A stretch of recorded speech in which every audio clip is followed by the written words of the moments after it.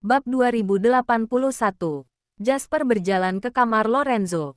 Ketika hendak mengetuk pintu, ia teringat akhir-akhir ini Lorenzo sedang sibuk mengatasi masalah internal grup, bahkan tidak tidur 3 hari 3 malam. Malam ini tak mudah dapat tertidur, jika diganggu dan dibangunkan lagi. Jadi, ia menarik tangannya kembali. Ia memikirkan bahwa situasi ini sudah terlanjur terjadi. Lebih baik dilaporkan setelah Tuan bangun saja. 4 jam berlalu, Lorenzo bangun dan turun untuk makan. Jasper melaporkan keadaan. Tangan yang memegang cangkir teh itu terhenti. Kapan hal itu terjadi? Tanyanya sambil mengernyitkan kening. 4 jam yang lalu, Jasper berkata dengan lemah. Beberapa hari ini aku lihat Anda sangat kelelahan. Tak mudah untuk tertidur. Jadi, aku tak mengganggu Anda. Selain itu, di saat itu sudah tak bisa melakukan apa-apa lagi. Siapa yang memberimu hak untuk memutuskan? Lorenzo meletakkan cangkir teh dengan keras dan marah. Nyalimu semakin lama semakin besar. Mohon maaf Tuan. Jasper menundukkan kepala dan tak bicara apa-apa. Lorenzo mengeluarkan ponsel menelepon Dewi. Ponsel tidak aktif. Sekarang seharusnya wanita itu sedang berada di atas pesawat. Bagus sekali. Minta dia ke negara Emron tak mau. Bilangnya sibuk. Harus jaga Brandon dan menjaga panti asuhan. Tetapi, sekarang malah pergi ke Denmark demi pria lain. Jadi pada akhirnya, dirinya sama sekali tak layak ditempatkan di dalam hatinya. Semakin dipikirkan, Lorenzo semakin marah. Ia memecahkan seluruh barang di meja ke lantai dengan brutal. Para pengawal dan pelayan ketakutan. Mereka berdiri dengan gelisah di samping, takut menjadi bahan pelampiasan. Beberapa lama kemudian, Lorenzo baru mulai tenang. Selidiki situasi Willy, perintahnya dengan tenang. Baik, Jasper tahu apa maksud tuannya. Lalu lekas memberitahu Jeff. Lorenzo berdiri meninggalkan ruang makan dan memerintah dengan tenang. Siapkan mobil. Kita ke kantor. Baik, Tuan. Wezo lekas meminta orang menyiapkan mobil. Lalu menarik Jasper dan berkata, Kak Jasper, ada apa dengan Tuan? Dengan temperamennya, seharusnya Tuan langsung terbang dan mencegat Nona Dewi baru benar. Kenapa sekarang begitu tenang? Mungkin sedang merencanakan sesuatu yang besar. Jasper berkata dengan penuh arti. Hah, kami tidak paham. Urus urusanmu. Jangan bicara lagi. Desak Jasper. Baik, Lorenzo lekas menuju kantor tanpa mengambil tindakan apapun. Namun, raut wajahnya berekspresi dingin seharian. Orang-orang yang berdiri dalam jarak 10 meter merasakan aura dinginnya, membuat mereka semua gemetaran. Sonny mengumpat di dalam hati. Ia bersembunyi dan diam-diam menelepon Dewi. Halo. Dewi baru mengangkat telepon setelah beberapa lama. Nona Dewi. Sonny mendengar suara pengumuman yang biasa terdengar di bandara dan lekas bertanya. Nona sudah tiba di Denmark. Bahkan kamu pun sudah tahu. Kabar itu sungguh cepat menyebar. Dewi mengedipkan matanya. Ia tahu Lorenzo meminta Kelly untuk mengawasinya. Tuan mengamuk dan memarahi Kak Jasper. Sonny menutup bagian mikrofon dan berkata dengan panik. Nona Dewi, lebih baik Anda telepon Tuan dulu. Jelaskan padanya. Apa yang perlu dijelaskan? Dewi tidak peduli. Ia juga tidak menjelaskan masalahnya padaku. Tapi, apa dia mau melakukan sesuatu? Dewi sangat penasaran setelah Lorenzo tahu hal ini. Apa ia akan langsung terbang menuju Denmark atau meneleponnya? Tuan marah besar. Aku tidak tahu hal lainnya. Sonny tentu saja tidak akan mengatakan bahwa Lorenzo mengutus orang untuk memeriksa Willy. Ia tahu seberapa penting masalah ini. Ia sekarang di rumah atau di kantor? Tanya Dewi. Di kantor, Sonny berkata dengan suara rendah. Hari ini raut wajahnya suram seharian. Kami semua sangat gugup. Jangan takut. Ia tak akan berbuat apa-apa padamu. Dewi tak banyak bicara. Sudahlah. Aku urus urusanku dulu. Terima kasih sudah memberitahuku Sonny. Bab 2082. Setelah menutup telepon, Dewi memeriksa catatan teleponnya. Ada satu telepon tak terjawab. Lorenzo yang menelepon ketika ia berada di atas pesawat. Hanya satu telepon. Tak ada pesan lainnya. Dewi ragu-ragu apakah harus meneleponnya kembali. Tetapi teringat Lorenzo bertemu dengan Juliana kemarin malam dan tak menjelaskan apapun padanya. Maka ia tak ingin menjelaskan apapun juga. Ketika memikirkan hal ini, Dewi menyimpan ponselnya kembali dan menarik koper. Ia melangkahkan kaki berjalan keluar. Nona Dewi kan, di saat ini, beberapa pria berpakaian setelan hitam menghalangi jalan Dewi. Aku diutus Yang Mulia untuk menjemputmu. Silahkan sebelah sini.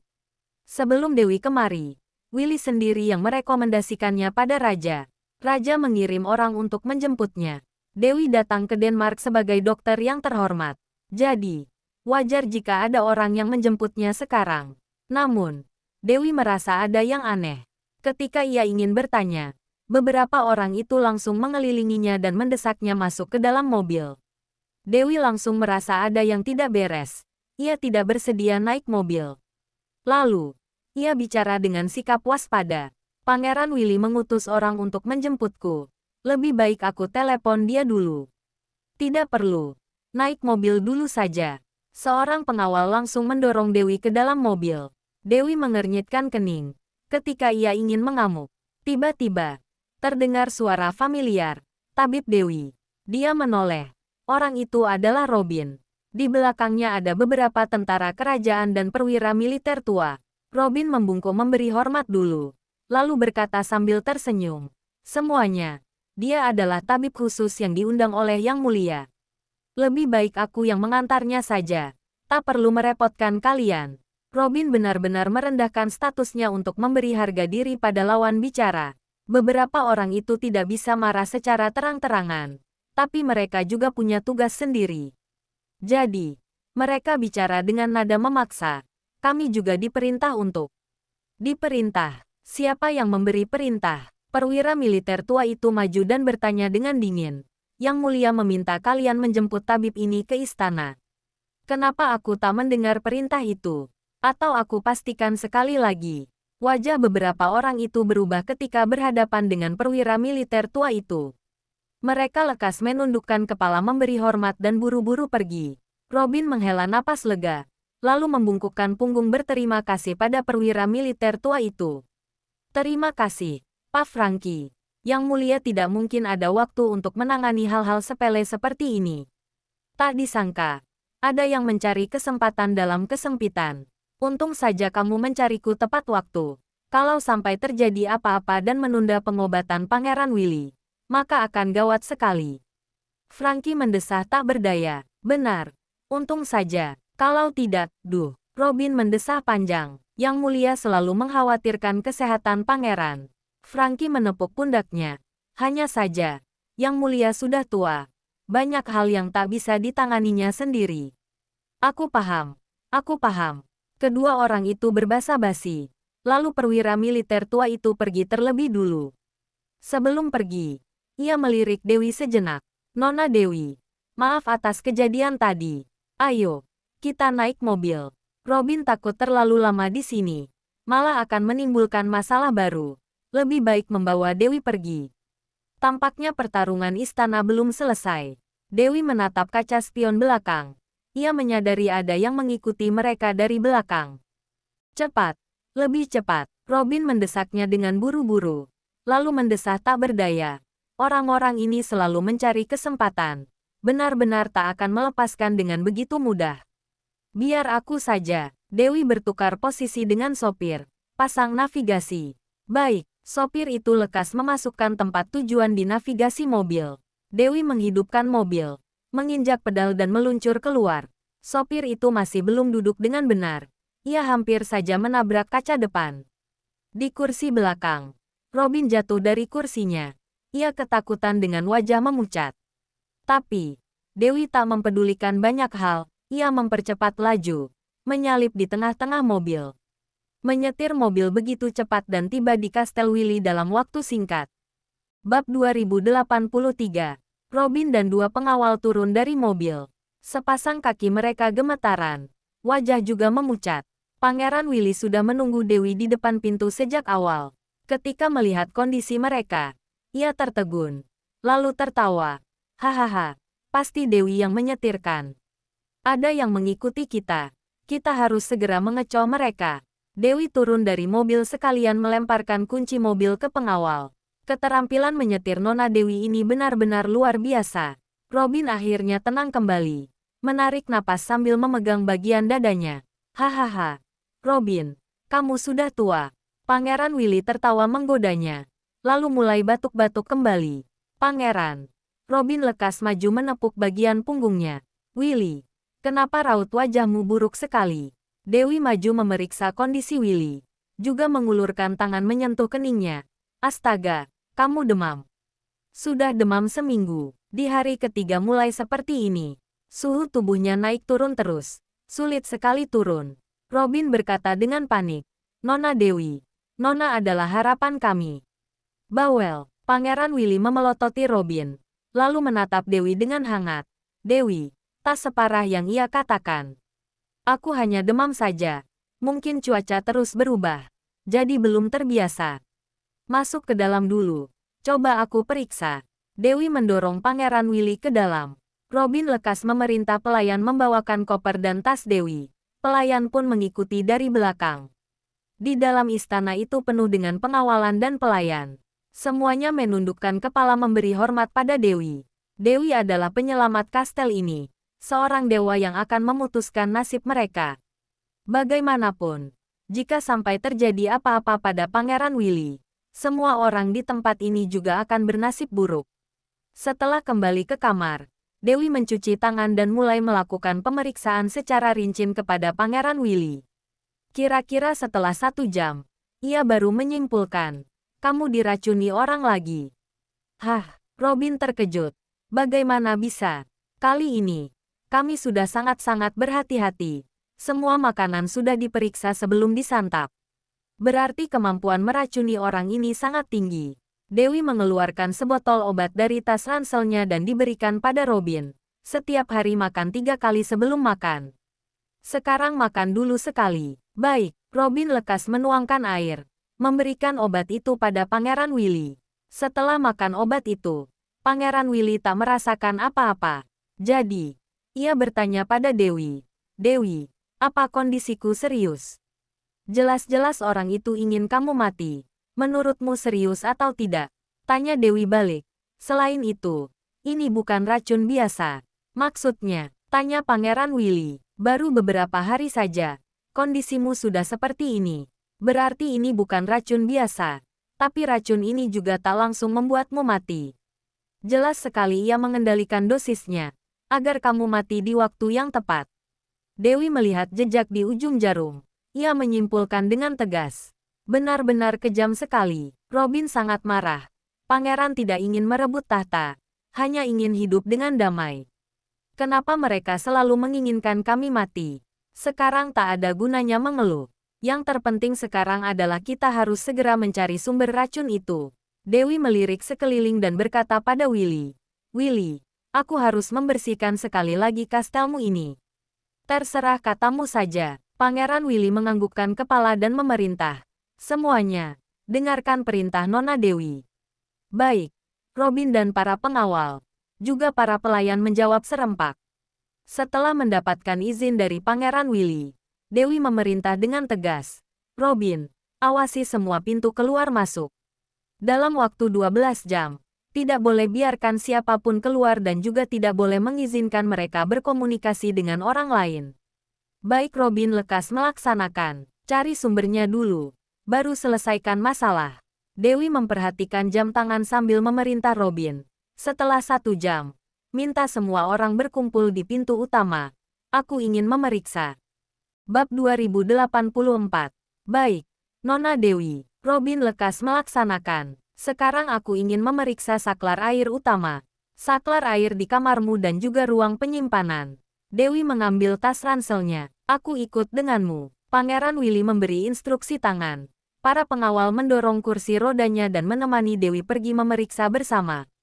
Dewi, kamu curiga ada orang yang menaruh racun dalam sumber air? Tanya Pangeran Willy. Seharusnya kamu sudah tahu sejak awal kamu diracuni dan sudah melakukan pemeriksaan secara diam-diam kan? Prediksi Dewi, kamu sungguh cerdas. Pangeran Willy menghela napas. Karena kamu sudah memeriksa, berarti tidak ditemukan masalah di bagian dapur. Kalau begitu, masalahnya ada di tempat tak terlihat. Dewi mulai berspekulasi.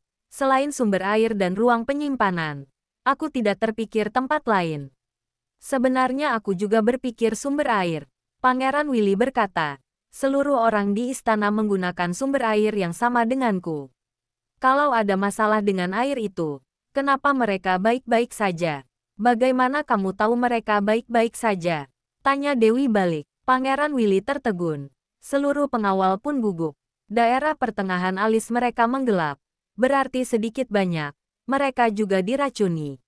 Hanya saja, kondisi tubuhmu itu, ditambah obat yang membuat racun berbentrokan dengan obat. Jadi, reaksimu lebih cepat terlihat. Dewi berkata dengan serius.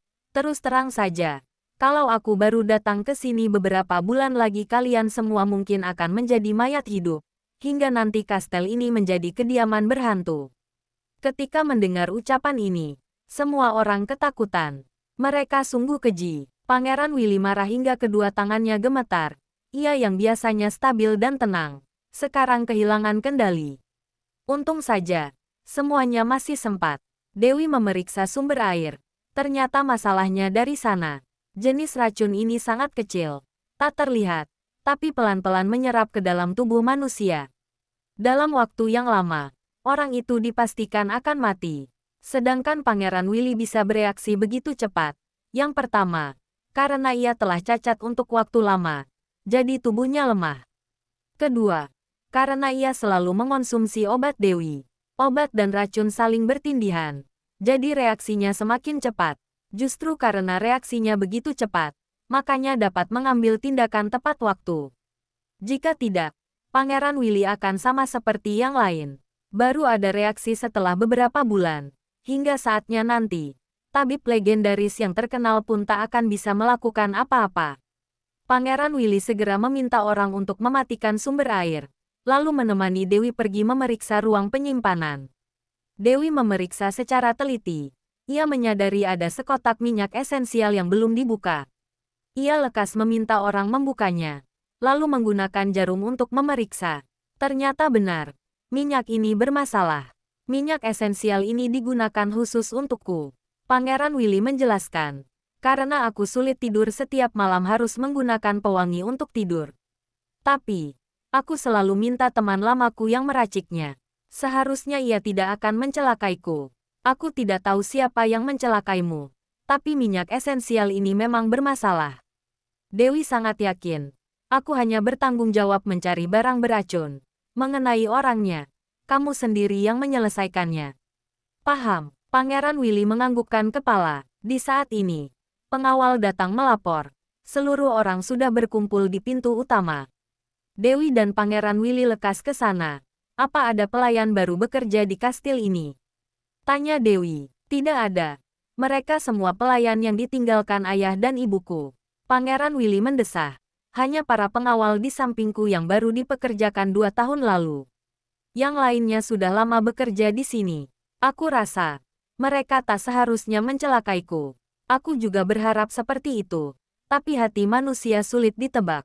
Dewi tak banyak bicara lagi. Ia tiba di pintu utama dengan Pangeran Willy. Pengawal, tentara, pelayan, pembantu, total sekitar 70-80 orang. Semua gerang berdiri dengan rapi di depan pintu. Mereka menunggu diinterogasi oleh Dewi. Pengawal dan tentara sering menghadapi hal besar. Mereka tampak tenang. Pelayan dan pembantu semuanya gemetaran. Mereka gugup dan ketakutan. Bab 2085. Pangeran Willy dan Robin sangat penasaran. Bagaimana cara Dewi menginterogasi mereka? Mereka tahu keterampilan medisnya sangat hebat. Ia punya cara untuk menyembuhkan orang. Tapi ternyata dia juga bisa menginterogasi orang. Dewi melihat-lihat mereka, lalu mengumumkan, sudah tak masalah, semuanya bisa bubar. Ketika mendengar ucapan ini, semuanya terkejut. Para pelayan saling bertatap-tatapan, menunjukkan ekspresi tak mengerti. Pengawal dan tentara juga bingung, tidak paham cara apa yang digunakan Dewi. Jangan-jangan sudah terlihat dari wajah mereka. Robin juga bingung. Nona Dewi, maksud Anda, minta bubar mereka? Ya, bubarlah. Kembali ke pekerjaan masing-masing. Dewi mengisyaratkan tangan. Robin menatap Pangeran Willy. Pangeran Willy menganggukkan kepala. Robin terpaksa membubarkan mereka. Kalau begitu, Sekarang kita harus melakukan apa? Robin bertanya pada Dewi dengan sungkan. Aku yang harus bertanya pada kalian. Dewi memandang Pangeran Willy. Sekarang bukti sudah ditemukan. Kamu ingin mengundang Yang Mulia kemari, lalu mencari pelakunya untuk memberikan keadilan. Tidak ada gunanya. Pangeran Willy tersenyum kecut. Lagi pula, walaupun masalahnya sudah ditemukan, tapi pelakunya belum ditemukan. Walaupun pelakunya ditemukan, jika tidak menemukan dalang di baliknya juga tidak ada gunanya. Jadi, apa rencanamu? Selalu membiarkan mereka menindasmu? Tanya Dewi balik. Tidak, aku punya rencana sendiri. Pangeran Willy memicingkan mata dan berkata dengan suara rendah. Walaupun aku tak ingin berebut tahta, mereka juga tak bersedia melepaskanku. Maka sekalian saja melawan mereka hingga akhir. Ini baru benar. Dewi mendukungnya. Walaupun kita tidak menyakiti mereka, tapi juga tidak bisa membiarkan mereka menindas kita begitu saja. Jika tidak, orang-orang di sekitarmu juga akan ikut terlibat. Benar, Pangeran Willy menganggukkan kepala. Aku tidak akan duduk diam begitu saja. Tapi rencana ini harus direncanakan matang-matang. Coba kamu berpikir baik-baik apa yang harus kamu lakukan. Dewi tak banyak bicara lagi. Saya sarankan kamu mengumpulkan bukti dulu, lalu segera selesaikan masalah air. Selain itu, Dewi menatap Robin. Masih ada 11 jam. Kamu harus mengawasi. Apa ada orang yang pergi ke sumber air atau berkomunikasi dengan orang luar? Paham. Robin baru paham saat ini. Ternyata tadi Dewi bilang tak ada masalah. Sebenarnya adalah strategi tarik ulur, kamu ingin memancing mata-mata aku keluar. Seharusnya tidak ada mata-mata kan? Pangeran Willy berkata sambil mengerutkan kening. Sumber air bisa diracuni oleh orang luar. Belum pasti orang kita yang melakukannya.